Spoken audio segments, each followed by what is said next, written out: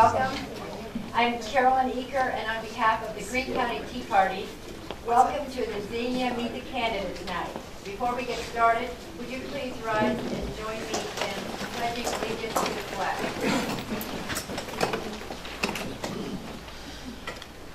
I pledge allegiance to the flag of the United States of America and to the republic for which it stands, one nation, under God, indivisible, with liberty and justice for all.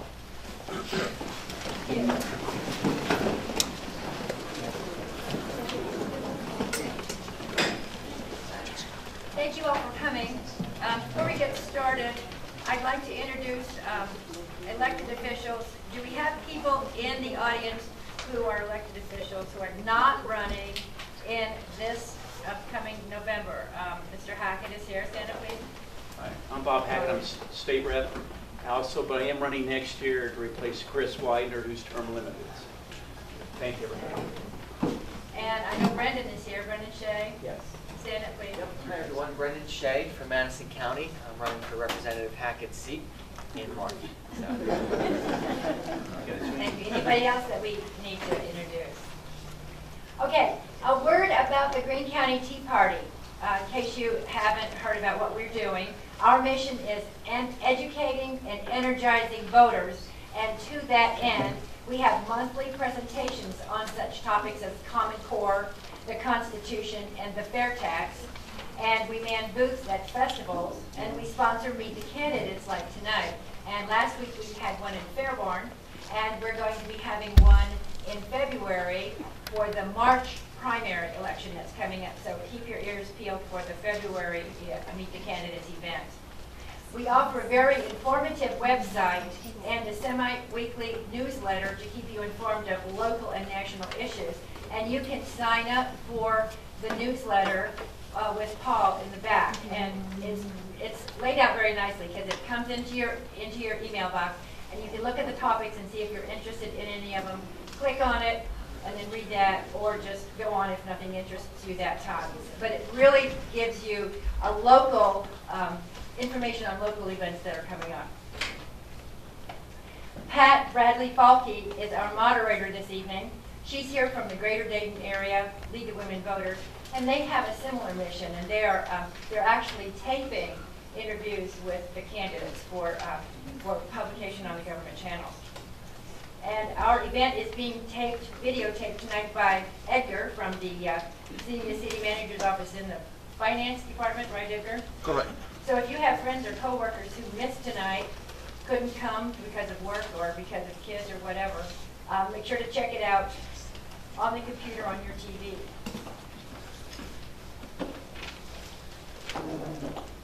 Okay, here's our agenda. We're going to start out with the councilmen, city council people, and we're also having the township people speak tonight. They are currently in a meeting. It's very hard to get a night where everybody can be at one place at the same time. So what we're going to do is we're going to talk about we're going to listen to the city council people, candidates. Then we're going to talk about the issues that are on the right-hand side of your program. And then hopefully our Xenia Township trustee candidates will have returned. So please, we're not going to have question and answer during the official formal part of the program. If you have questions, jot them down on your program, and then each of the candidates will be around the room, and during the coffee and cookies portion of the event tonight, you can ask them questions one-on-one. And now I'm pleased to introduce our representative from the Greater Dayton Area League of Women Voters, Pat Bradley Falke. Pat, thank you.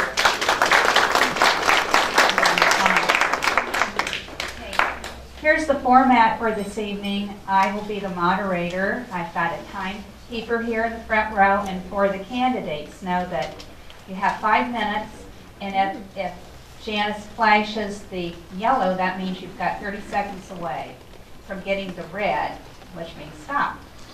So, and I will mention that the League of Women Voters, we are nonpartisan. We don't support any political candidate or oppose any political candidate or party.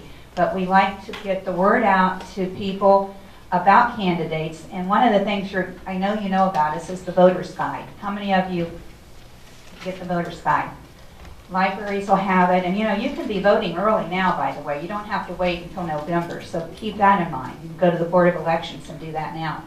So, okay, let's start with the Xenia City Council, and there are 4 to elect, and there are 5 candidates. And I will point out that this evening, one candidate, John Kalb, is traveling on business and could not be here. So would the other candidates like to sit over here, up here in the, all the 4 that are here? Let's see, who do we have here? Okay, we've got 4, good. So, we're going to start with Edgar Wallace.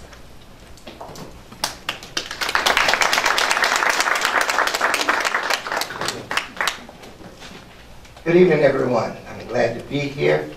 I'm glad to have the opportunity to share with you. First of all, I'd like to thank Colonel Eaker and moderator Bradley. Just call me Pat. Pat. Fantastic. I do want to thank the League of Women Voters for all the good work they do all the time. And I'll do an early thank you for the October 26th Candidates Forum that you're doing at the library, because you're going to give some more information that night about issues 2 and 3. You're doing that tonight. The Tea Party's doing that tonight. And I'm glad to get it, because I tell you the truth, Scott, I read in the paper the day before yesterday, and I think I'm more confused now than I was when I read it. But that I understand that was the Secretary of State's stuff and not the papers. But we need a lot more education on 2 and 3 and 1. But anyway, be that as it may, maybe we'll be more well educated for the night. So I am Edgar Wallace, and I was surprised when I saw that I was first, because all my life I've been last. The W's have had to be last. The last shall be first, but tonight the last shall be first, and the first shall be last. So I'm glad to have that opportunity. I think that tonight I'm going to just begin by starting with a statement that I shared with the Xenia City Council the other night. A lot of folks have seen in the newspaper this article last week that Scott did, and Scott, I thank you for the, I think, wonderful job you did with the touchy subject that was set out. But anyway, I'm going to share with you this is on stationery. Dr. Edgar A. Wallace, licensed clinical social worker and licensed independent chemical dependency counselor in the state of Ohio, 207 East Church Street, Xenia. I have 2 favorite songs. One is I Am a Living Testimony, and the other is Tell It. Both are songs about what the Lord has delivered one from or done for someone. Until September 29, 2015, I had not remembered all of the things that I had been delivered from. On September 29th, though, I received an anonymous package in the mail which chronicled all the troubles that I have encountered in my life over the last 33 years. Prior to my treatment for alcohol, treatment that subsequently led to my call to ministry. And as my wife and I reviewed the information in the package and reminisced over the great pain and many problems that our family went through all those years ago, it made me even more grateful that God has changed my life over these last 33 years. I was also grateful that although I was subjected to some political shenanigans and by an opponent in 1983 who tried some dirty tricks to defeat me, God still gave me the victory. And I was reelected by a substantial margin and kept my seat on the Urban County Council in the city of Lexington.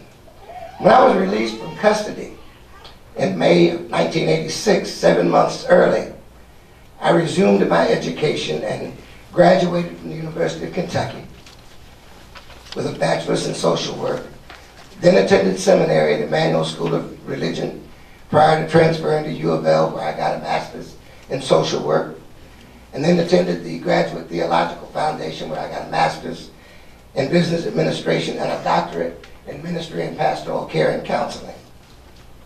When I was released, I was a better man for what I had experienced, even though it was quite painful. Over the last 33 years, I have also become, as I said earlier, a licensed clinical social worker, licensed independent chemical dependency counselor, or its equivalent, in 4 states: Kentucky, North Carolina, Ohio, Tennessee, and even Texas. I've just celebrated 28 years of ministry, 11 of those right here in Xenia. I've twice been elected by my ministry colleagues to the presidency of the Xenia Area Association of Churches and Ministries. In addition, I've worked 20 years and retired from the Department of Veterans Affairs as a licensed clinical supervisory social worker. It seems strange that anyone would be interested in dredging up old history about me, but I'm glad to be able to serve and have the opportunity to serve on the Xenia City Council. I look forward to answering any questions about me and or my background. Thank you very much.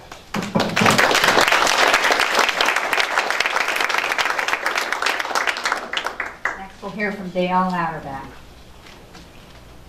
Thank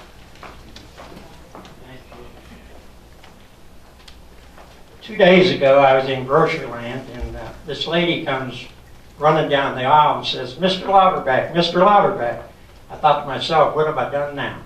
And she reaches out her hand and says, "I want you to know I voted for you today, and you remind me a lot of Donald Trump." As she walked away, I didn't know if that was a compliment or an insult. But I take it, since she said she voted for me, that might have been a compliment. I don't have his hair or his money, but anyway. I want to talk tonight about our economic development that's going on in the city. We have a lot of great things going on in this city. I don't know if 5 minutes is going to do me justice, but this city council, the present city council, made economic development one of their top priorities for this year. And that included hiring a PR marketing employee. It's in the back of the room, Mr. Lee Warren. It's gave us great dividends. The latest being the jobs fair we had in Xenia, attracted 250 people. 60% of them were Xenia residents. So that leads me to what this city needs is good paying jobs. And we've got a lot of things on the plate concerning that. We have a company called Rogason. It's a cancer diabetes company. They're waiting for FDA approval. If that goes through, it's going to be hundreds of manufacturing good paying jobs. We have Cornerstone, an R&D company. If that comes to fruition, hundreds of good paying jobs. We have an education, medical, and rec consortium in present talks. If that goes through, again, hundreds of good paying jobs. Also, Super Value Warehouse. At the peak, we had 500 employees there. We're getting nibbles on that, and that would also be good paying jobs. We, in this area, have a skilled workforce, and that's when CEOs look to relocate or locate, they look, number one, at the workforce. We have General Motors employees got laid off, DHL employees. We have the workforce to bring good paying jobs here. Also, there's talks about a hotel on Progress Drive, which would bring some good paying jobs. And once they build that hotel, restaurants and other businesses will follow. Ryan Homes. When we get all these employees, Ryan Homes is starting to build in the west end of Xenia. They say if things go well, it could be up to 200 houses. So if we have I think it's 75% of is retention and expansion when you're talking about jobs. We have to keep our companies here, and we have to help them expand. But the other 25% goes to what I was just talking about, new jobs. So that's my top priority. We have a negative cash flow going forward, but if we can get at least 1,000 jobs, 40,000 a year jobs, and I think that's very attainable, we can wipe out that negative cash flow. So, but anyway, I guess I didn't introduce myself. Now's a good time, I guess. My name's Dale Lauterbach. I've been on council for 8 years, born and raised in Xenia. I and my 3 brothers and sister graduated from Xenia High School. My wife, my wife of 48 years, could you stand, please? My pride and joy. Her and her 4 sisters graduated from Xenia High School. Our son graduated from Xenia High School, Wright State University. So I get very frustrated when people talk about our Xenia schools. We have excellent schools. We have excellent teachers. And good schools is a part of growing our income tax base.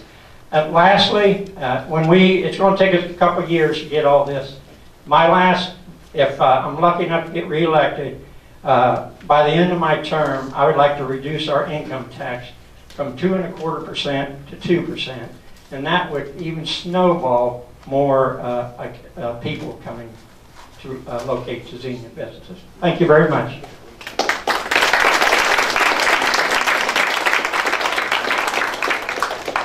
I mentioned earlier that John Kalf is traveling on business. His mother's here this evening, though, so he's got somebody here in his behalf.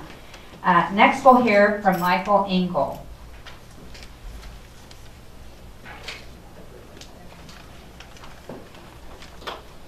Good evening, welcome. I am Mike Engel. I am current president of Xenia City Council and have served on the council in 2 separate terms for 7 years now at this point in time. I am not from around here, although it is my adopted home. My wife and I have lived in Xenia for the past 27 and a half or so years and have thoroughly enjoyed this community. We actively chose to come here in and around the Dayton area. I came to work out of college from Indiana and moved over here to work at Wright-Patterson Air Force Base, where I'm currently a division chief. So I get a great deal of experience at performing administrative activities, running complex activities, and strategic planning. And those are the strengths that essentially I bring to you on this council. So that's a little bit about me. My wife is also here. She is love of my life and my biggest supporter, and I'm grateful for her every day. I also have 3 children. All have, well, 2 have graduated from Xenia. 1 will graduate this year, and I'm very proud of them. And they, the other 2 young men have chosen, my 2 oldest, have chosen to live in Xenia. So much like, as Councilman Lauterbach stated, Xenia is a wonderful place to live. Its schools are good, and they are getting better. I have 2 other points for you tonight besides a little bit about myself. The second one is what council does and what it doesn't do. As we talked about before, and I think was mentioned that the League of Women Voters is a nonpartisan entity. Council is a nonpartisan entity. One of a couple of entities that are nonpartisan in the state, the school board and your council, for good reason. Because it shouldn't be about parties at the local level. It's about people. And we're all here representing the people. The other thing that council is and is not is we are not the day-to-day managers of the city. We certainly hear from citizens and receive their complaints and concerns and good news, and we pass those along. But essentially your council here are, we say part-time, but none of us really have a part-time either mentality or number of hours that we put in. But we're a part-time entity that provides strategic direction to a very capable city manager, other appointed officials, and your city staff. They are the day-to-day runners of the city. We are the ones who, on your behalf, sit there and say, it really makes a lot of sense. We need to invest more in our public safety, or roads or that sort of thing. That's what we're here essentially to do for you. And that's the strength that I bring to you is after 29 and a half years of being a federal employee and a current second level supervisor, I am very familiar with the strategic planning process and very familiar with working with tight budgets and constrained resources, which is, as Councilman Latterback said, where we find ourselves today. Finally, my third point for you, where is the city going? We have many challenges in front of us. Councilman Latterback alluded to some of them. He also alluded to many of the wonderful things that are going on in the city. I don't need to recount those for you. What I will tell you, though, is the council is absolutely unified in seeking a path for this city to be the best that it possibly can. And in doing so, we are strengthening our core. We are working to develop plans and have developed plans for the betterment of all parts of the city, maintaining our safety services, which are first class, improving our parks, which are gems within this city. Shawnee Park and the others are things that many other communities would love to have. We are also seeking to develop the best workforce possible. All of that takes a lot of time, a lot of effort, and a lot of money, unfortunately. We're a city of about a $50 million a year annual budget, and as Councilman Latterback alluded, there is a negative cash flow. What I can assure you is that that cash flow is not the result of the council overspending your tax dollars. What has happened to us over the last several years that many of you may be aware of is that the state has drastically reduced on the order of 12 to 18% the local government fund that was formerly your tax dollars into the state, and the state then funds back various amounts of money to the local communities. All of the local communities have been seeing these kinds of reductions. We as the council have been very mindful of that, and we are taking steps and continue to take steps to schedule capital expenses to the best extent possible such that we conserve those resources, look for volunteer opportunities, and also seek ways to economize daily through energy consumption and those sorts of things. So, in summary, what I bring to you is experience and leadership, strategic leadership, and that's what I promise to continue to do for you if you will re-elect me on November the 3rd. Thank you very much.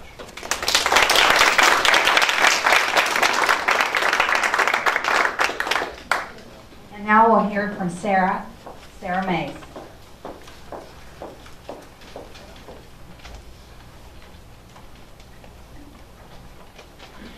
Good evening. I'm Sarah Mays, and again, one of the candidates for Xenia City Council. A little bit about me. I am a Xenia girl. I'm born and raised here. This is my home, and I love Xenia. Anybody who knows me knows I'm a big cheerleader of the city.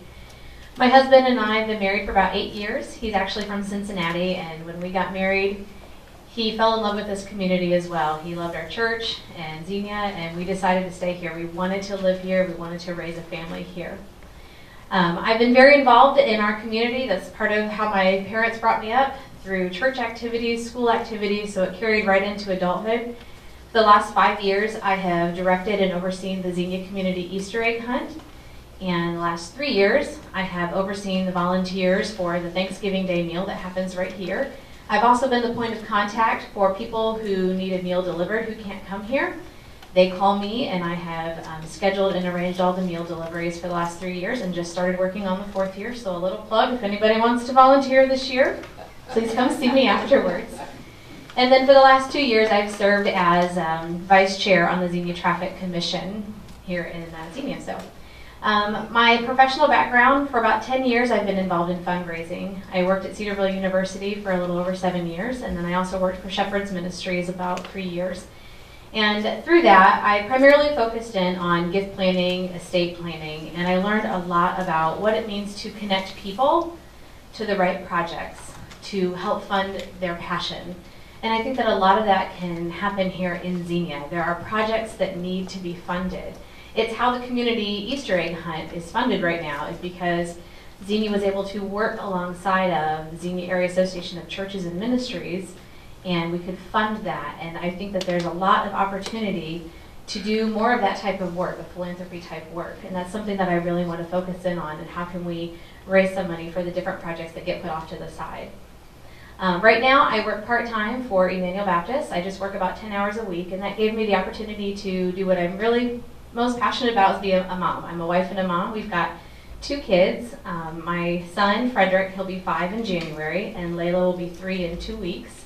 And we are also foster parents right now. We have a little one at home that just turned 1. And I wanted to talk a little bit about that. Since I'm new, I don't have a list of things that I've done in the city as far as city council, but I can tell you some of the things that I think help qualify me to be on city council. And as a foster parent, I've learned a lot of lessons over the last 5 years, a lot about adaptability and being flexible and working in new and very tough situations.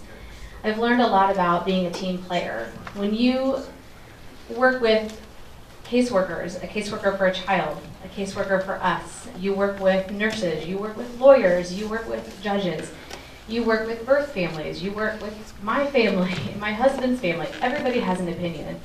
But ultimately, we all have the same goal. And that goal is to see good things happen for a child that we all love. And we all approach it very differently. We all have different ideas, different perspectives, different things that we want to see happen. But ultimately, it's the same goal. So over the last 5 years, I have had myself very stretched on what it means to sometimes dig in and stand firm and say, no, this needs to happen, and advocate well. And I've learned a lot about what it means to swallow my pride and say, you know what? For the good of the team, for the good of the child, I can set myself aside and we'll do it a different way, because it needs to be done based on somebody else's perspective. And I think that's so important when it comes to our city council. I want to come here and recognize it doesn't have to just be my way. There are some things that I might say, you know what, no, I'm going to advocate for this. But there are things that I need to be able to come to the city and say, you know what, this isn't about me, this is about you all. This is about the citizens of Xenia, and how can I put my pride aside and work as a team. I've learned a lot about that through my membership with XAC that we talked about, the Association of Churches. I have a huge privilege of working alongside friends from St. Bridget, from Xenia Naz, Xenia Grace Chapel, First Church of Christ, Edgar's Church. I mean, these are all very different denominations, but we all have one goal. We love the Lord our God, and we want to see good things happen for the people of Xenia. So we work together.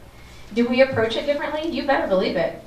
But we have learned to communicate well, to love well, and we can do that here in Xenia. So I really hope that you will consider voting for me on November 3rd. Thank you.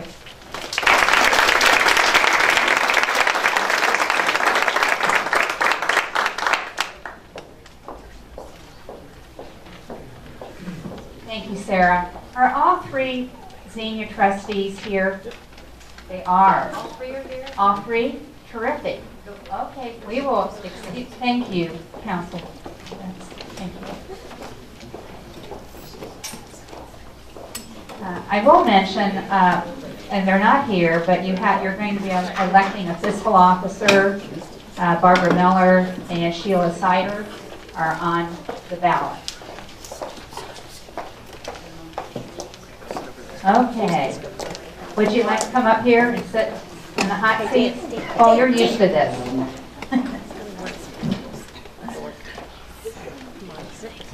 If I may just add, the reason Sheila Sider is not here is she's at the Township Trustee meeting. I'm glad you mentioned that. And thank you for being here. Okay, we're first going to hear from Stephen Combs.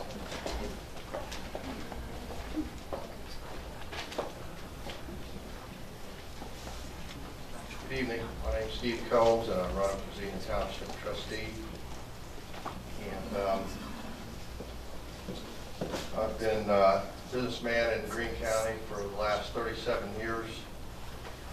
Got a lot of experience as far as business goes, handling payroll monies, 401k monies, worker comp issues, you name it. In 37 years, I've pretty much done it all. And I really feel that my 37 years in business would be a real plus, a real advantage in terms of being a Xenia Township trustee. I really don't want to be negative Nelly tonight, but I do have some serious concerns about the current Xenia Township leadership. There just doesn't seem to be a lot of unity there, a lot of cohesion. seems to be a lot of division there. And anybody here can correct me on this if I'm wrong, but I believe in the last 5 years, there's been 2 township trustees that didn't finish their terms out. They resigned in the middle of their terms. And there's been 2 fiscal officers that didn't finish their terms. 1 trustee that was elected for 1 term and then was voted out. And then another trustee that was appointed by a judge. So I don't know all the ins and outs of the situation, but there seems to be some kind of a problem there. And like I said, I don't know all the details there, but something just doesn't seem right. And I feel like with my 37 years in business and the experiences that I've had in handling people, and when you're in business that long in a small business, you're just it's almost daily. You're trying to get people to work together and be cohesive, and I just don't see that out there. And I think the lack of that unity has led to some other problems, more serious problems out there, particularly with money. So I really feel like I'm the best candidate for this position, and that's about all I've got. Thank you very much.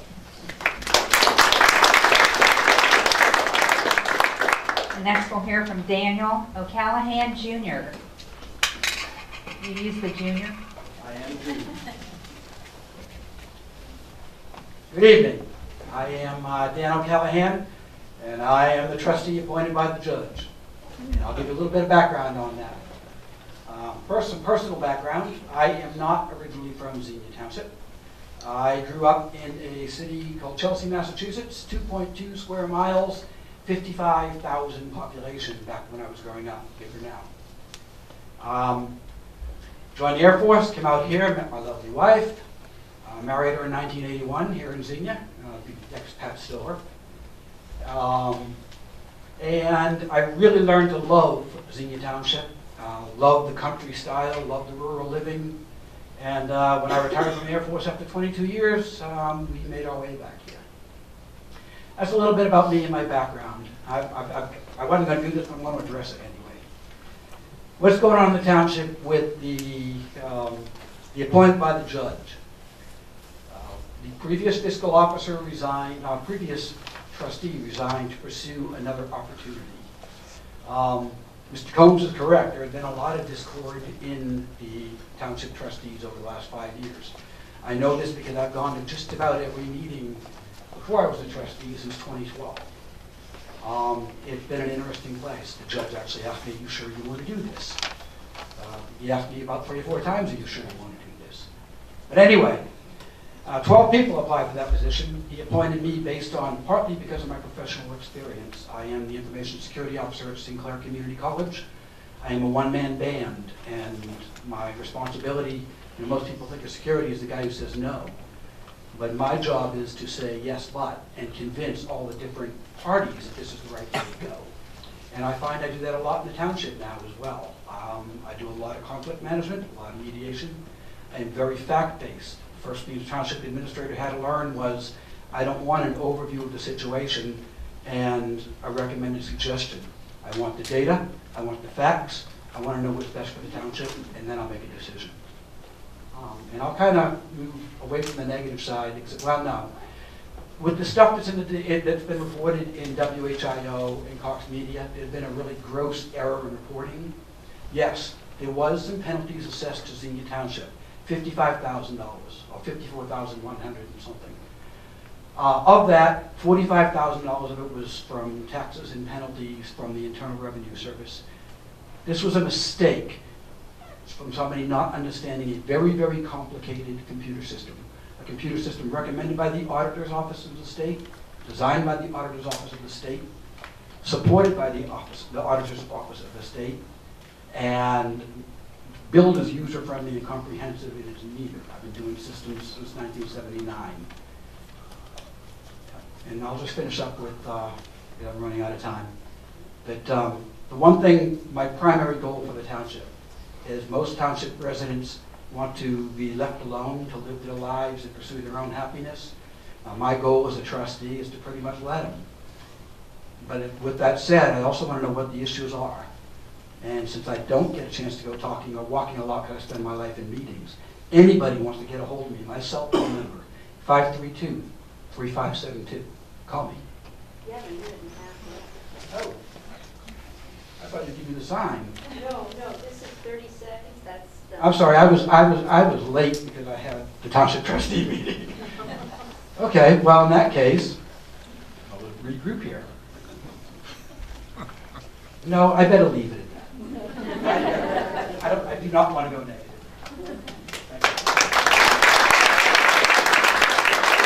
Next is Craig Hagler. Hello, I'm Craig Hegler. Took notes because 5 minutes is a long time when you're standing up here. It's kind of great. But it is nice. I see a lot of familiar faces, so I was a little bit worried. I got here a little early and there wasn't a lot of people. So I know quite a few people in the audience, so I'll give you a little bit of background for those who don't. I was born and raised in Xenia Township. Spent the majority of my life in the Xenia Township. When I got old enough to purchase my first home, I only looked at houses in Xenia Township. Had a great life growing up. Played in the streets. We had, kickball, wiffle ball, faces painted on the streets. I mean, you couldn't ask for a better childhood. Knew everybody in the town and everybody in the neighborhood, and you couldn't get in trouble. The downside, but the upside was everybody looked out for you, and everybody took good care of everybody else. And that's what I love about the township, and that's what encourages me to run.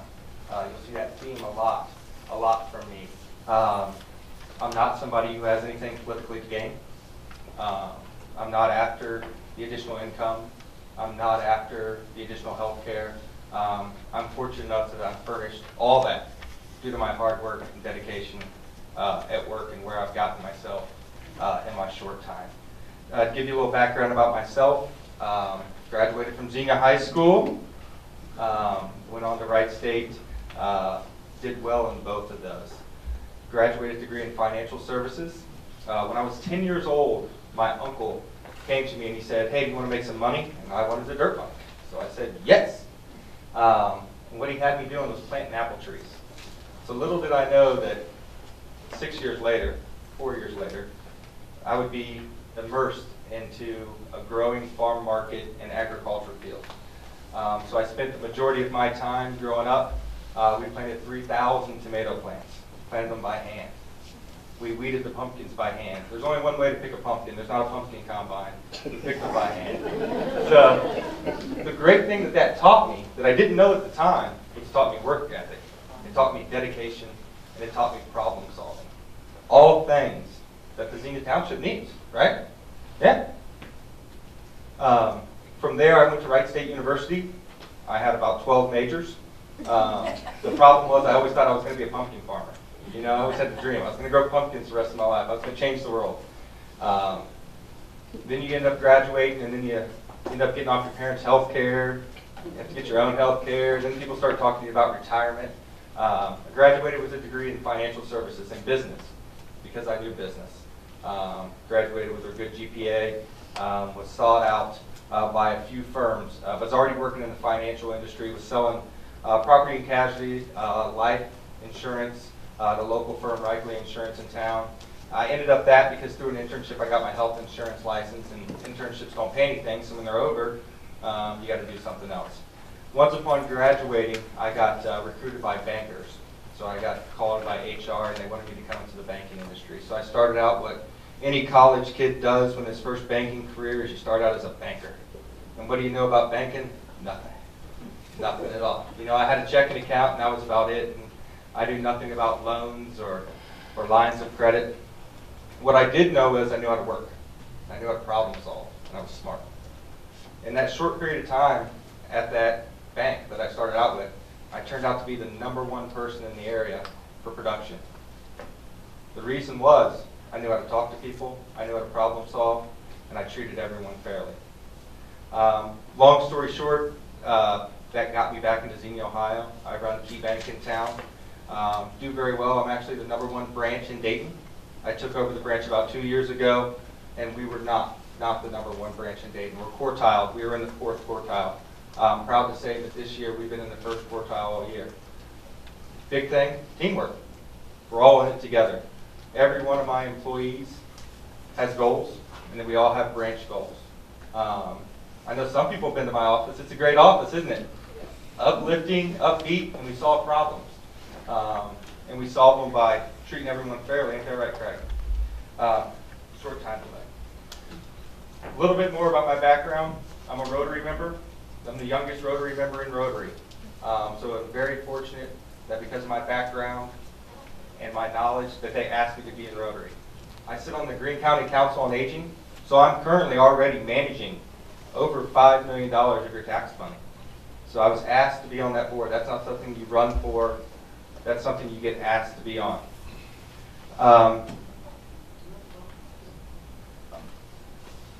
When you vote for me, you vote for somebody that has proven results, teamwork, and accountability. Craig Hegler, Xenia Township.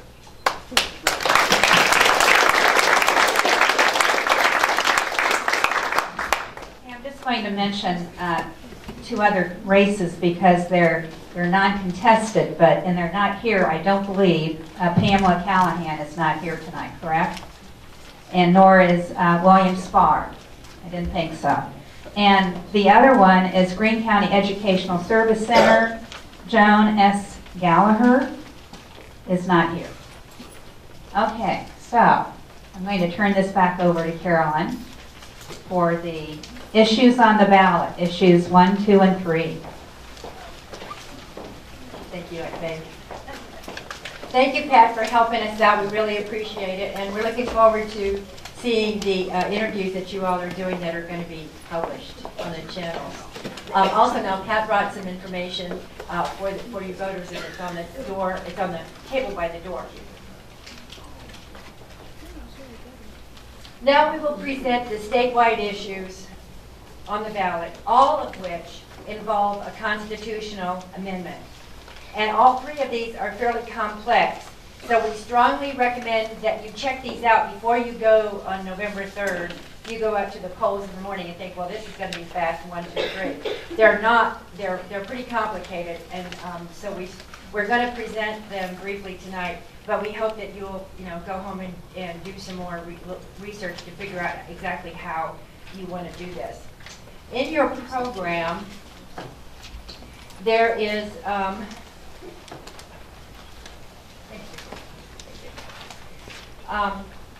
we have links that you can put into your computer. The Ohio Secretary of State website, what's on the ballot /2015 issues.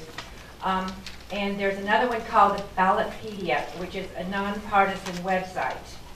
Now, this is being recorded, and the people that are seeing this on the video don't have access to the program.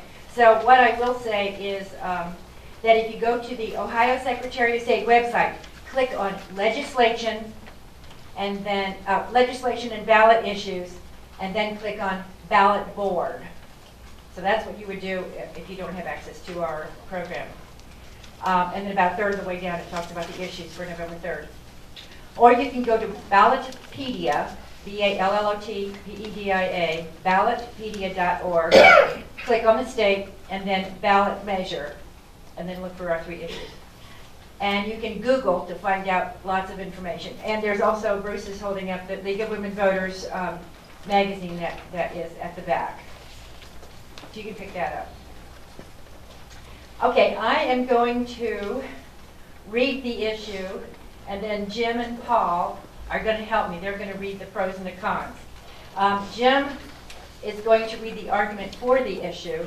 Jim is the secretary of the Greene County Tea Party, and Paul Stackhouse is going to read the argument against the issue, and Paul is the treasurer of the Greene County Tea Party. So issue...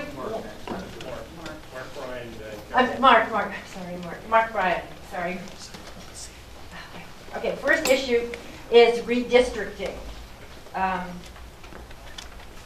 The proposed amendment would end the partisan process for drawing Ohio House and Senate districts and replace it with a bipartisan process with the goal of having district boundaries that are more compact and politically competitive instead of doing like this or doing like that. Ensure a transparent process by requiring public meetings.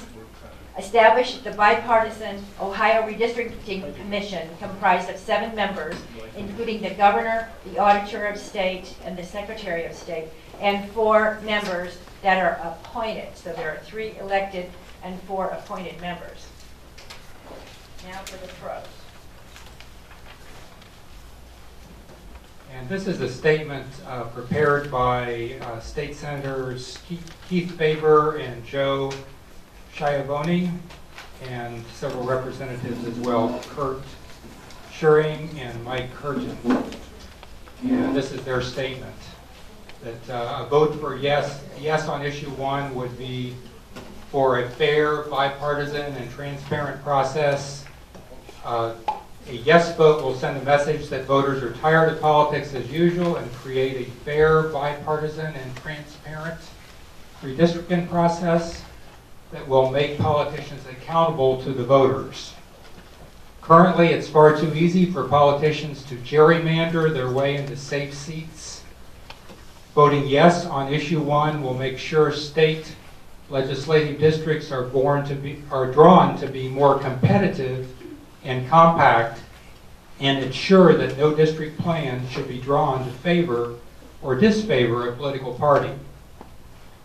It's fair because voting yes on issue 1 establishes fair and balanced standards for drawing state legislative districts, including that no district plan should favor a political party. It will keep our communities together by requiring that a district plan split as few counties, municipalities, and townships as possible. It's bipartisan because it will require bipartisan support of a 7-member commission to adopt new state legislative districts every 10 years. It's transparent because it will create the bipartisan commission that is required to broadcast and conduct all of its meetings in public. And it will also require the commission to share a plan for state legislative districts with the public and seek public input before adopting a new plan. So those are the arguments for voting yes on issue 1. Mark Bryan.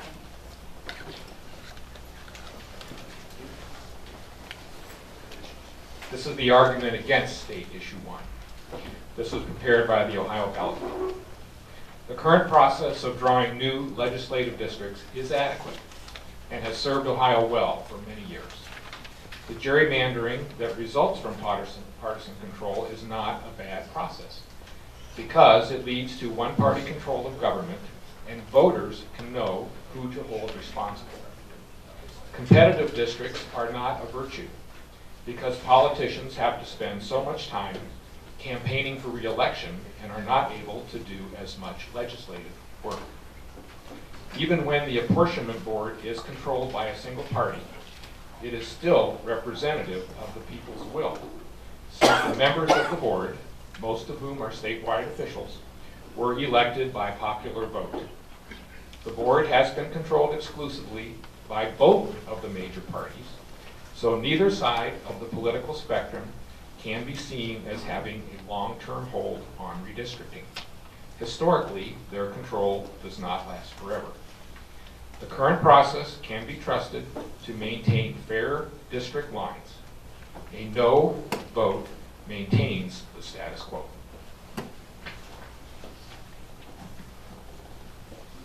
Okay, now we're moving on to issue 2, which is the issue on monopolies. The proposed amendment would prohibit any petitioner from using the Ohio Constitution to grant a monopoly, oligopoly, or cartel for their exclusive financial benefit or to establish a preferential tax status. Second would be to prohibit any petitioner from using the Ohio Constitution to grant a commercial interest, right, or license that is not available to similarly situated persons or non-public entities. 3 would require the bipartisan Ohio ballot board to determine if a proposed constitutional amendment violates the prohibitions above. The ballot board, according to, this is me, according to Wikipedia, is the Ohio ballot board is the Ohio Secretary of State and 4 appointed members, 2 from each party, and they prepare information on statewide questions. The reason I mention that is because in the Tea Party we believe in accountability, and if you are appointed, you're not accountable. That's our position.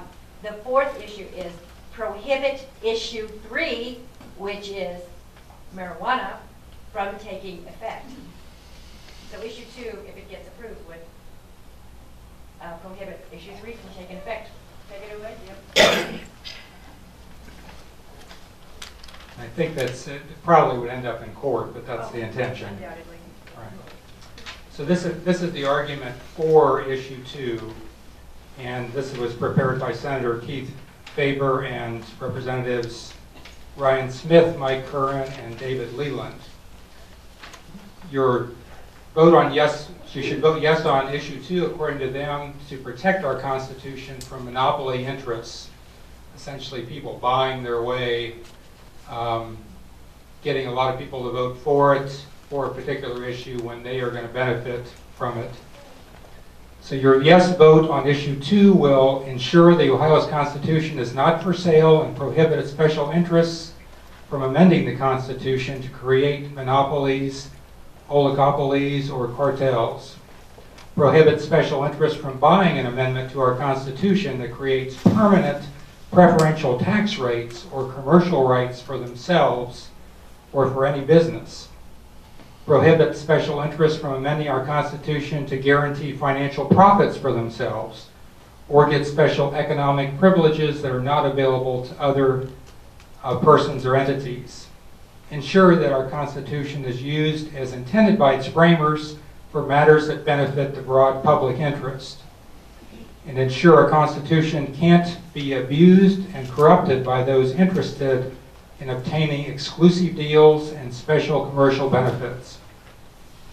Uphold our state's traditional spirit and traditional meaning of free commerce, fair trade, and fair dealing.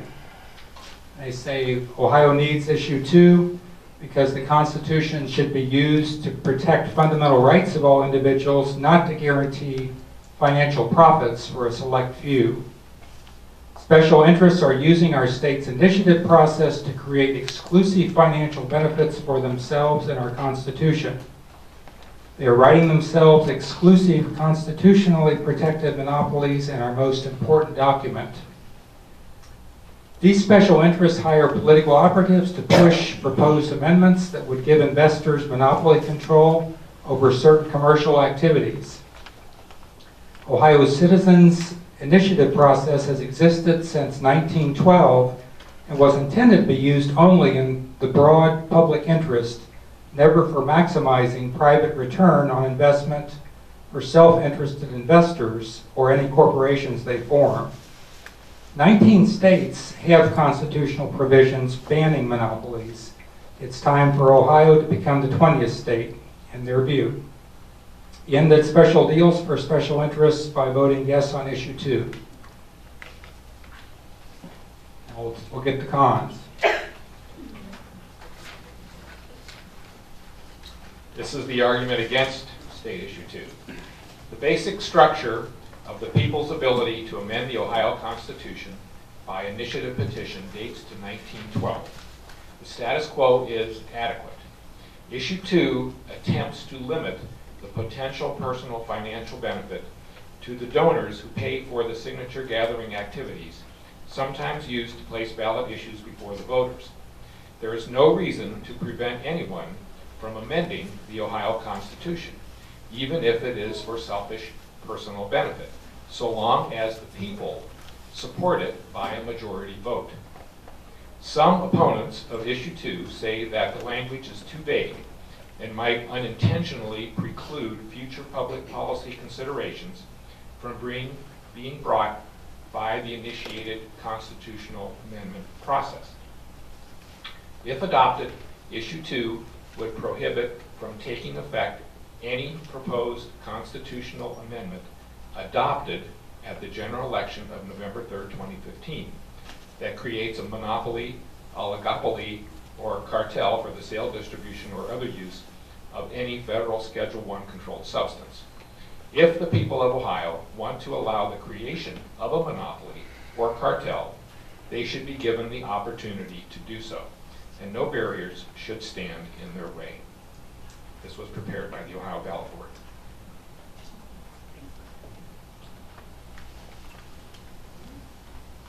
Okay, issue 3.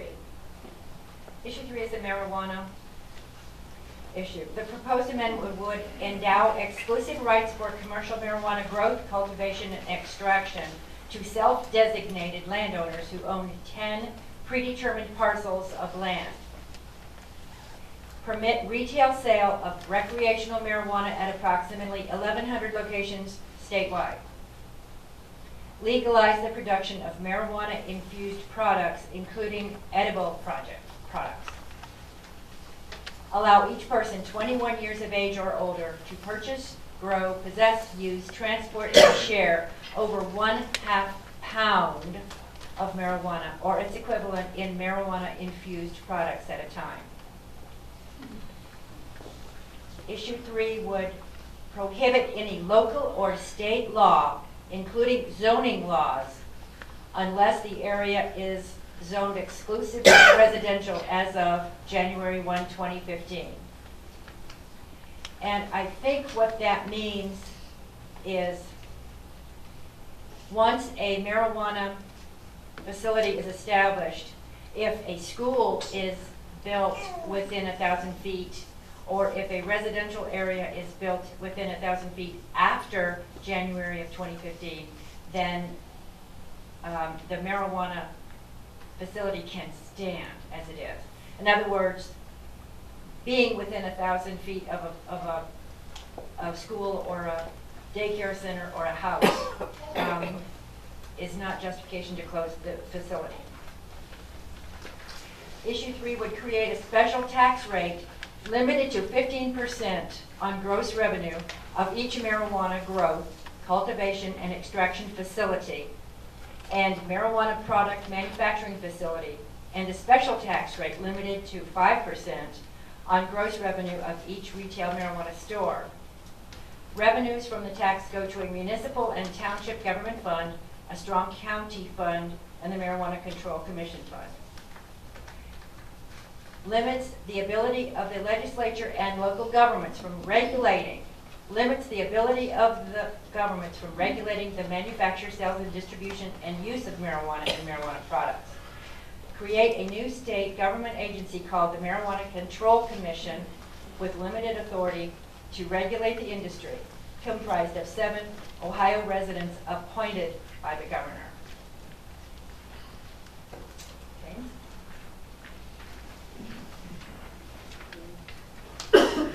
This is the argument in favor of issue 3, and this was submitted by the committee that's in charge of the petition that got it put on the ballot.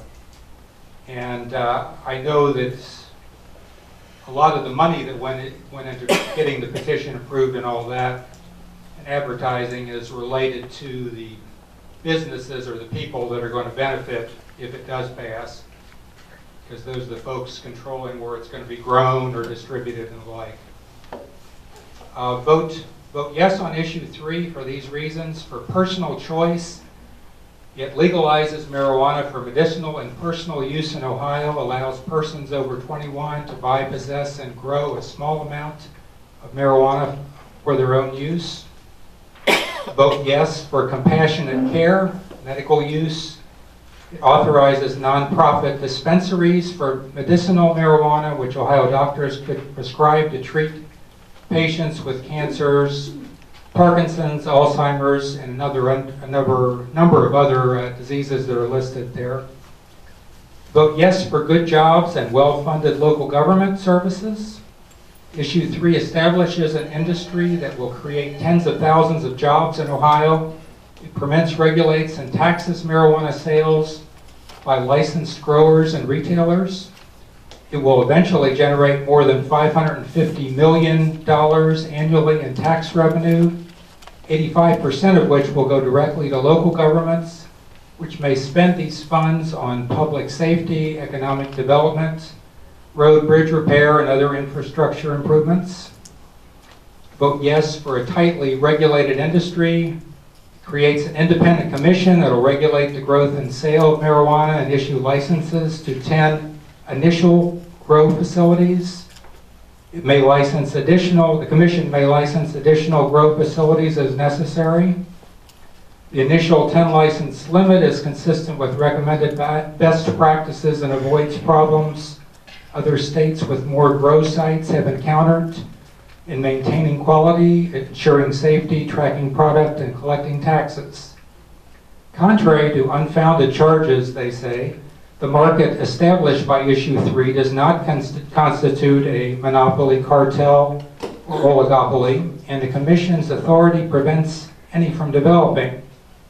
These charges have been trumped up by the legislature, they say, which failed for decades to vote on legalizing marijuana, not even for medicinal purposes, and now opposes letting tax revenues from Issue 3 bypass it and go directly to local governments, replacing funding that the legislature previously slashed. And that's their end. Just a personal note, I don't agree with the pro view I just read, but I have a information sheet that has some additional con information, additional arguments against this. I prepared personally. If anybody's interested in seeing that afterwards, please see me or check the table over here. Mark? Thank you, Jim, for your very insincere reading of that. This is the official argument against Issue 3. This was supplied by about 5 or 6 different groups: the Ohio Manufacturers Association, the Emmanuel Baptist Church, the Adam HS Board of Cuyahoga County, the Ohio Farm Bureau Federation, the Ohio Council of Retail Merchants, and the Drug Free Action Alliance. Vote no on Issue 3, no marijuana monopoly in Ohio's Constitution. Issue 3 cements in the Constitution a $1 billion marijuana monopoly for a small group of wealthy investors.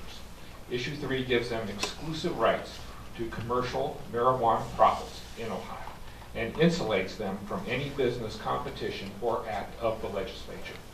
The investors who wrote Issue 3 set their own preferential tax rates into the Constitution, rates that can't be changed by the legislature, like those on beer, wine, and tobacco can. Issue 3 puts our children at risk. Issue 3 legalizes marijuana-infused products like candy and cookies, which often have dangerously high levels of THC and are highly tempting to children, including very young children. High limits on personal possession of marijuana will result in broad exposure of our children and underage high school and college students to marijuana. Issue 3 will flood Ohio with marijuana. Proponents imply that Issue 3 allows small amounts of marijuana for recreational use. In reality, it allows every adult 21 or over in the state the right to possess as much as 9 ounces, which is more than half a pound of marijuana, or about 500 average-sized marijuana joints.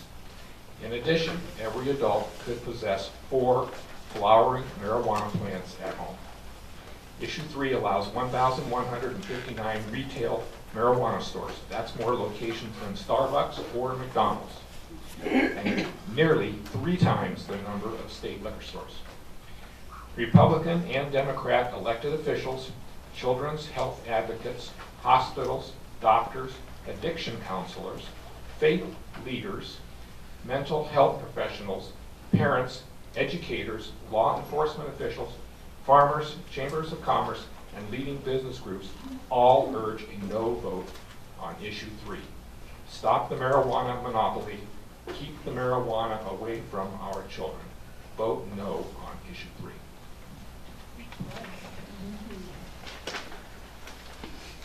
Okay, in addition to Jim's handout that he has, which is against Issue 3, he's got those in the back. We also have copies of all 3 of the issues and the information that's provided by the Secretary of State printed out for you, especially for those of you who do not have computers. So if you want to stop at the table, the Tea Party table, those printouts are available to you if you don't have a computer or if you just need a copy of it. They're available to you. There's one other county-wide issue on the ballot, and that's Parks and Rec. It's number 18, issue 18, and we've just recently been trying to gather information about it. And Marlene has handouts. Marlene is in the corner. She has handouts on issue 18. It's a new levy. So that position paper, along with Jim's, those are the kinds of things that we publish on the Greene County Tea Party website, that we send out a message twice a week telling you, what's new on the website. And those are the kinds of things that are on the website, so they're very good information to have. So now that we have made all of the issues on the ballot perfectly clear, this concludes the formal portion of the evening, and I would invite the candidates to go to tables around the outer edge of the room, and the voters can go get a cup of coffee and a cookie and go find your candidate and ask them questions. And at this point, I would like to say thank you very much to the Xenia Senior Center, the Golden Age Senior Center, for hosting us tonight, to Patty Radley for moderating the event, and to Edgar for taping it for us, and for our Tea Party folks who came to support us. Thank you all very much for coming out, and we hope that we have provided a valuable information to you all. So thank you, and thank you for the candidates for coming. Thank you all.